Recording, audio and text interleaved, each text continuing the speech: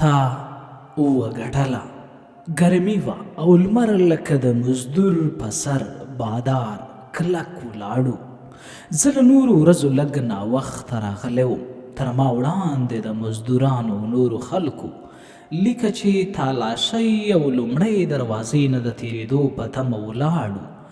دومره اوږده وه چې د اسمان له سور لمر سره د زړونو په خفه کولو کې سیالي کوله. د خلکو له دومره ګڼې ګوڼې داسې ښکارېده چې د کلي او ښار ټول بېروزګاره دلته راغلي وي، او یا داسې چې په نورو ځایونو کې هیڅ د کار روزګار درکونه نه وي. نشوه کېدی چې د خلکو له لیکې په ځان پسې وګورې، ځکه دلته اصول داسې وو چې پوځیان یې په وسله او نورو وسایلو سنبال ولاړو. هلته د دننه کېدو خلکو ټول حرکات د امنیتي کمرونه غیر په مخامخ ډول هم څارل کېدل. نو د افغانانو د ځینو عادتونو چې یو یې بې نوبتي هم وه هېڅ شان نه وو. پوره ساعت وروسته مې نوبت راغی. خوله مې په وتو په بدن کې وچه شوې وه. مخې ته د ولاړ ترجمان اشارې ته سترګې وم. یوه بهرنۍ سرتیري راته د ورتلو ګوته وښوروله. ورنږدې شوم. د نورو په څېر ما هم د تالاشۍ لپاره ورته لاسونه پورته کړل. د پلټنې پر مهال د عطرو په وړه ښیښه ګوتې ولګېدې. په خپله ژبه یې ویل: دا څه دي؟ دا عطر دي. ته په انګلیسي پوهېږي؟ هو، لږ لږ. پوزې ته یې یوړل. په داسې حال کې چې د عطرو له بویولو سره یې سترګې پټې کړې ویې ویل: نو په دومره کوچني بوتل کې؟ ما څه ونه ویل. هغه په اوږه وټپولم او راته یې د تللو اشاره وکړه. تر اوږدې لارې وروسته او د خلکو له اوږدې لیکې اخر هغه ځای ته راورسېدم چې د سترګې د عکس لپاره یو ځوان امریکایي ولاړو. هغه عکس اخیستو ته ځان جوړوه چې په مخابره کې پرې غږ وشو. ما ته یې د شیبه صبر وویل. هغه د څنګ وسپنیزې خونې ته ننوت. لږ وروسته د څنګ له وسپنیزې خونې د ګلاب د څانګې په څېر ښکلې سپینه او دنګه نجلۍ راووته. په پوځي یونیفورم کې پټه وه. له راتللو سره یې پوځي خولۍ له سره لرې کړه. پر میز یې کېښوده. نه پوهېږم دا عادت او که د ځانګړي هرکلي په دود ژر ژر سر یوې بلې خوا ته کوږ کړ. د ګڼو طلایي زلفو ځنګل په اوږو خور شو او پر میز پرته کمره یې راپورته کړه.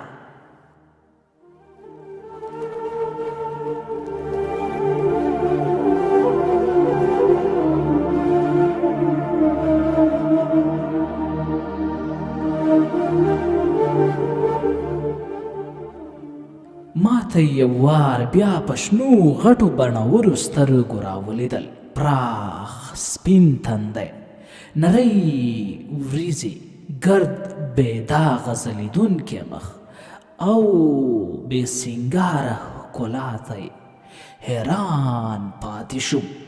زه یې د مخ کتاب او د سترګو دریاب کې ورک وم. هغې په کمره ګوتې وهلې.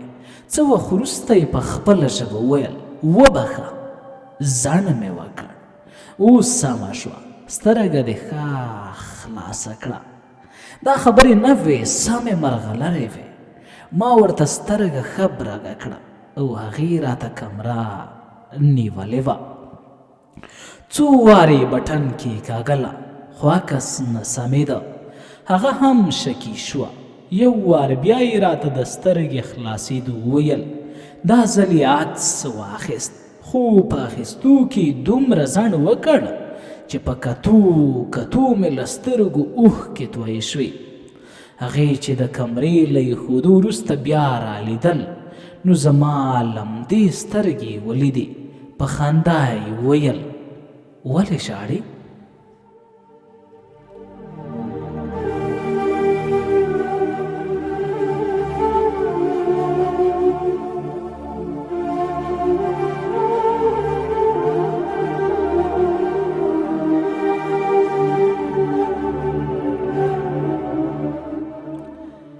د دې ځای نه وړاندې د نورو کارګرو د راټولېدو ځای ته چې یوه له تیږو جوړه پخوانۍ ودانۍ وه او جنګونو یو څه ویجاړه کړې وه ورسېدم. 6 خونې یې درلودې. څلور کسان به په یوه خونه کې پاتې کېدل. دا مو له کاره وړاندې د راټولېدو او د کار نه وروسته د دمې ځای و. په دې ودانۍ کې به وړاندې د یوازې پاتې کېدو پر مهال داسې وم لکه په کوم زندان کې چې پروت یم. خفه کوونکې وه. د وړو او غټو مرمیو داغونو او ورانیو د تیرو جنګونو کیسې کولې. خو نن چې کله زموږ ټیم لیډر امریکایي ځوان په نورو مزدورانو پسې لومړی دروازې ته ولاړ او زه یوازې شوم، نو د سترګې د عکس اخیستو شیبې راباندې څه بیل حالات راوست. بې بنګو نشه، مستی، عطرینه پزه، خوږه خنده او د هغه شیبې نورو ډیرو ځانګړنو د جنګونو په هغه ځپلې ودانۍ کې داسې یو پسرلی راله بره کړ چې د دښتو او غرو د لمنو پسرلي ترې زارېدل. خو د دې یوې شیبې نه هېرېدونکي سپرلي وږمو مې دننه په زړه او وجود کې داسې یوه ناقراري را پیدا کړه چې په رنګ او وینه او وجود کې مې ورسره راولاړېدونکي تغییرات د پټولو نه وو.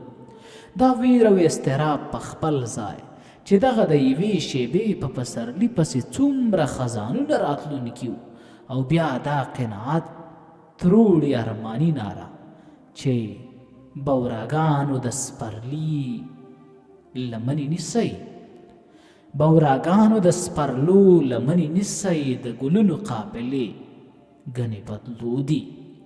د هر څه سره راته د هغې خبرې، د هغې څېره او په پوځي لباس کې د قد قامت چنارونه داسې وو چې زه یې د هغې د طلایي زلفو په ځنګل کې ورک کړی وم. بیا به مې په زړه، ذهن او سترګو د میده باران په څېر راورېده او زما په وجود ننوتې ساړه به یې په لړزې بدلول. زړه به بریدونه نړول. د هغې د بیا لیدو ارمان له دننه خوړلم، مګر څه نه شو کېدای، ځکه خو مې په زړه لاس کېښود او لکه د ماشوم مې د ذهن خبرې اورېدو ته غوږ کړ. زړه مې راسره یو څه ومانله، خو داسې لکه زه چې یې تېر باسم بیا هم راسره په خوله نه شوه.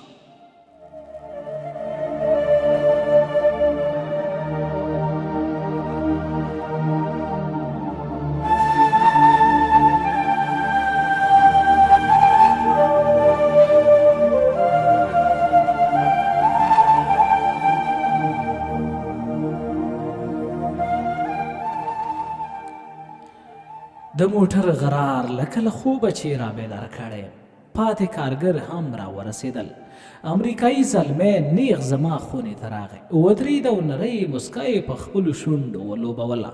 ما ورته د چای څښلو وویل. سم له واره یې له سترګو تورې عینکې لرې کړې، خپل اوږد ټوپک یې له غاړې ښکته کړ او له اوږدو بندو بوټانو سره په توشک کېناست. خولې یې پاکې کړې. نوکریوال د شنو چایو پیاله ورته مخې ته کېښوده. هغه شین چای داسې ګرم څښه لکه سم پخوانی عملي چې وي. خو ایله یې درېیمه ورځ وه چې موږ سره په شنو چایو روږدی شوی وو. نن یوازې 2 لوی ماشینونه لګېدل چې د حوض لپاره ځمکه وکني او بل یې خاوره یوسي. نور کارګر کرارې کېناستل او زه ورسره ولاړم. زه له یوې خوا د کار د څارنې او لارښوونې مسؤل وم او له دې سره مې د کارګرو او بهرنیانو ترمنځ د خبرو ماته ګوډه ژباړه هم کوله. دا چې نن کار لږ و، زه هم د هغې ښکلې یادونو او فکرونو ته وزګار وم. کار پیل شو، زه او امریکایي یوې غاړې ته کېناستو. هغه د کار څارنه یې شروع کړه او زه د کار له ځایه لارې د هغې په یادونو کې ورک وم. ژر مې ځان ته پام شو، امریکایي راته له عینکو لاندې ګوري. هغه به له ځان سره ډېر خندلي و، خو زما ورته پام نه و. خو چې خندا یې پولې ونړولې، مخ مې ورواړوه. هغه په پوښتون کې انداز راته ولیدل. د حالات پوښتنه یې وکړه. نن بل ډول یې، داسې نه یې لکه د کار په ساحه کې. نه څه خبره نشته. هغه ونه منله. زه پوهېږم او ما ارواپوهنه لوستې. وروسته یې وویل ووایه څه خبره ده؟ په ټوله لار در سره غږېدم خو ستا فکر بل ځای کې و. پوه شوم چې له دوی سره هیڅ دروغ نه کېږي. ژر فکر راغی چې دوی خو ډېر ښه چلند کوونکي خلک دي. نو د لومړۍ دروازې پیښه مې لنډه ورته بیان کړه. د خبرو پر وخت غوږو وروسته غلی شو. لاندینۍ شونډه یې په پاسنیو غاښونو کې ونیوه. سر یې وښوراوه. زه وډار شوم. ګوندې ښه پرې ونه لګېده. لا هم په همدې اندېښنه کې وم چې زما په اوږه یې خپل لاس کېښود. ډاډ یې راکړ او ژمنه یې وکړه چې زه به دې ښه ډېر ورسره مخ کړم. زه په زړه کې ډاډه شوم او له ډېرې خوښۍ نه مې د هغه د ډاډمنو خبرو هېڅ ځواب پیدا نه کړای شو. هغه په ټوکه وویل ګوره ښاغلیه دلته د واده او مینې هېڅ امکان نشته. که وینو به زموږ شونډې له پاړونو ډکې نه وې. دې خبرې سره یې له مجبورۍ پر شونډو نرۍ موسکا ته زه هم اړ کړم.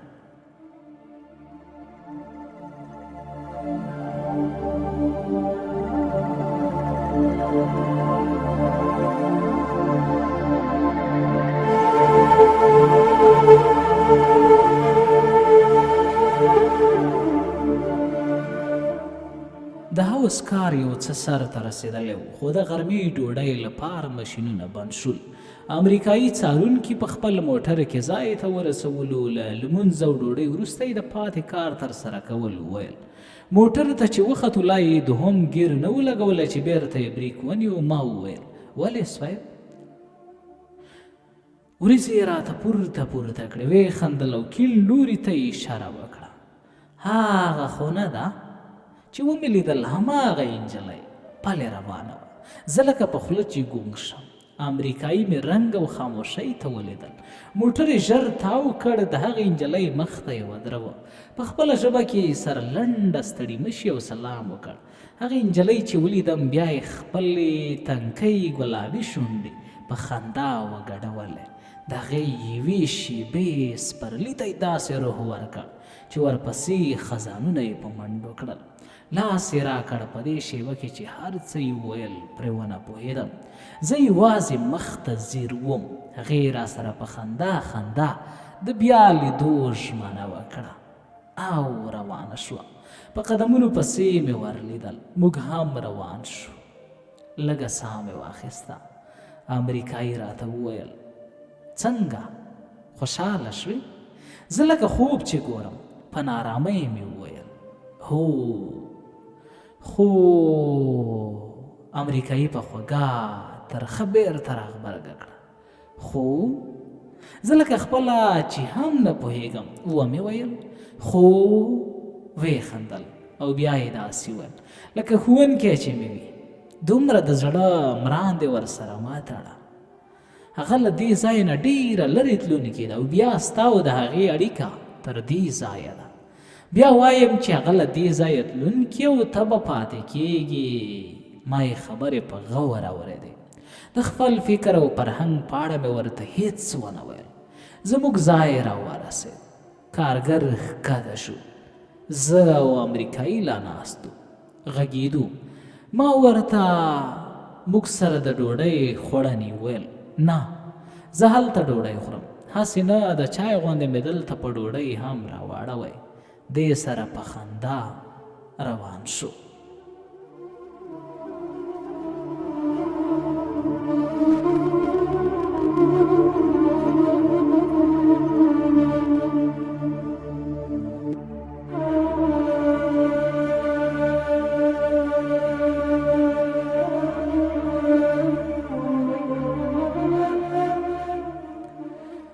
دننه د تللو زما ایله څویمه ورځ وه. دومره اشنا نه وم. هر څه راته نوي ښکارېدل.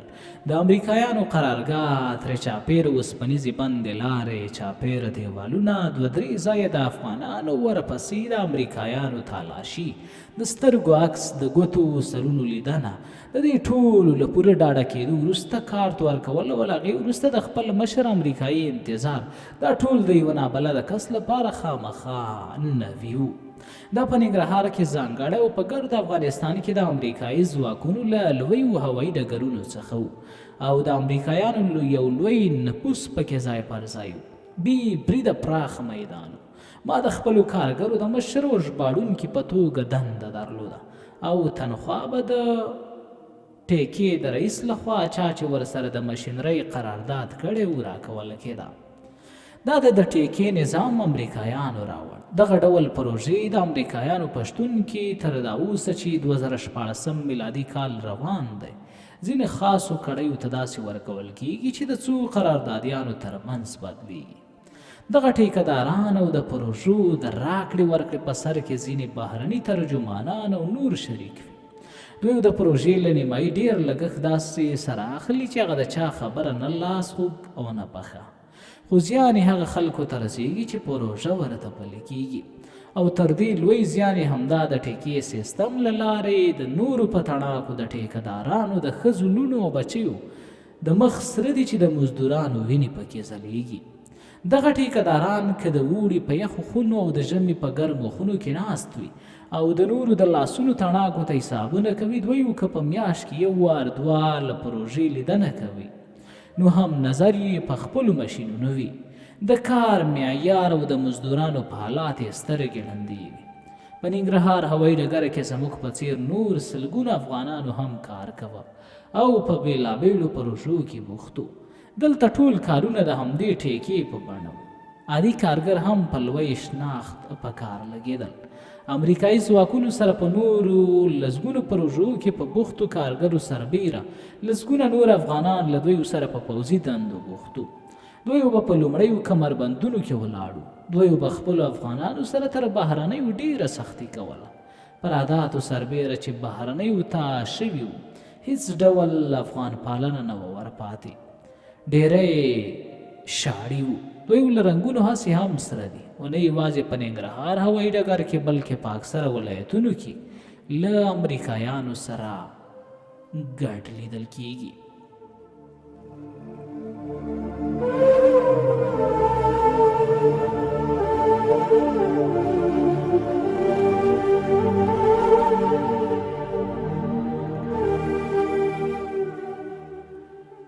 ډېرې ورځې خو ناکراره او درنې ورځې واوړېدې په کومه تمه او سوځېدلې تلوسه چې به کار ته تلم او د چا لپاره چې مې هغه سوځنده لمرونو ته غاړه ایښې وه هغه سترګې نه وې او دا چې د هغې په ښکلې څېره مې سترګې نه لګېدې ځکه خو زما په سترګو هم تیارې خورې وې. یو وار بیا راته د دندې ماحول اغزي شو. د پسرلي هغه وږمې داسې شوې چې ته وا د هوایي ډګر په دننه کې سیلۍ لګېږي. ما هم تپوس نه شو کولی. زموږ رهنما امریکایي زلمی هم بدل شوی و او له نوي مې سم له واره نه شول پوښتی، خو یادونو یې نور راله د زړه پولې نړولې. جدایي مه راولې خدایا، جدایي مه راولې خدایا، ما جدایي لیدلې نه ده مړه به شمه. ما یوازې خپل زړه خوړه، نه زه یوازې خپل زړه خوړلم. همداسې څه وو، هغه خو راڅخه خبره هم نه وه چې سړی ګوندې بیا مجنون شوی دی. د هغې په یادونو کې ډوب وم. وروسته د اودس لپاره روان شوم چې لیدل مې هماغه وه. خپل پوځي لباس یې لرې کړی و، په یوه باریکه لباس کې داسې روانه وه چې تور اوږد ټوپک ورسره. هغه د چا خبره سم خوند کوه. زما یاد ته یوه لنډۍ راغله، خو زړه مې احساس ته خجالت کړم او هیڅ مې په شونډو رانه وړه. تر دا لنډي ټوپک دې زار شم، تر دا لنډي ټوپک دې زار شم، په غاړه ستا دی کږه زه در سره ځمه. زه یوې غاړې ته ولاړو. هغه روانه وه. خپل طلایي ګېډۍ زلفې شاته لږې ورپورته تړلې وې. بازار ته د څه اخیستو لپاره تلله. د سپینو مټو زیبې یوې خواته، خو مسلې د ډېرې پاملرنې وړ. پښه چې به یې کېښوه او بیا به یې پورته کوله نو زړه کې به رخه او کینه راتله. چې ولې نو په ښو ته شنه بخملي قالین نه غوړېږي. بیا به مې زړه زور واخیست او ارمان به پکې غځونې وکړې، ځکه په دې دنیا او دې انسانانو کې نه میندونکی حس نه میندونکی حسن و. سترګې داسې نه وې لکه دې نړۍ کې چې غړېدلې وي. د شونډو سرو یې له ګلاب پرته بله تشبیه نه منله. هغه له اوسپنیز جال جوړ دیوال په وره ننوته. زه هم ورو ورو ور روان شو. هلته داسې بازار و چې په اونۍ کې به یوه ورځ بهرنیو د خپلې خوښې توکي پکې رانیول. دې بازار ته به په ګران بیه غمیو او کاڼو سربیره افغاني لاستوکي راوړل کېدل او بهرنیو به ورسره مینه لرله. هغوی به د لږو پیسو په توکو ډېرې پیسې ورکولې او افغان پلورونکي به ورته خوشحالېدل. ما چې له هغې سره یو ځل یو دوه ځله لیدلي و، ځان مې نابلده کړ او څنګ ته یې زه هم ودرېدم. هسې د توکو د نرخونو په پوښتلو مې د هغې پام راواړوه. مخ یې راوګرځولو ویې پېژندم. ما هم دغه صحنه غوښتله. په خپله ژبه کې را سره ستړي مشي وکړله. ما په بې صبرۍ وویل ډېرې ورځې نه وې، یو څه ساه نیولې شوه. بیا یې ویل هو، دنده مې په بل ځای کې شوې. یوه اونۍ وروسته بیا لویې دروازې ته راځم. لږ مې د زړه ناقراري کمه شوه. ښه ډېره ښه. څه شی دی اخیستل؟ هغې د اوږو په غورځولو ویل دا یو څه شیان مې راټول کړل، خو ډېرې ګران دي. ما فکر وکړ چې دا به کنجوسه وي، ځکه په سودا اخیستو کې دومره خبرې کوي. ما د نورو افغانانو خلاف چې دوی ته تمه کوي د هغې په ځای مې د پیسو په ورکولو ټینګار وکړ. خیر دی، پیسې به یې زه ورکړم. هغه حیرانه شوه، مګر کلکه وه چې ته به پیسې نه ورکوې. ما په اشاره پوهه کړه. دوکاندار ته مې افغانۍ ورکړې، شیان یې په پلاستیک کې واچول. بهر چې راووتو ګوته په غاښ څو شیبې ولاړه وه. بیا یې وویل له ما خو یې $250 غوښتل، تا دومره پیسې ولې ورکړې؟ ما ورته وویل ما دومره پیسې نه دي ورکړې، له تاسې ډالر اخلي او ډېر اخلي، موږ نه ډېرې نشي اخیستی ځکه موږ ته یې بیه معلومه ده. ما ورته ټولې 4,000 افغانۍ ورکړې چې $100 ترې جوړېږي.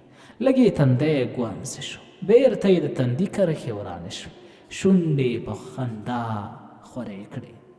ډېره مننه. زه د ورختایۍ نه لړزېدم، خو زړه مې کلک کړ او ورته ومې ویل نور څه کولی شم؟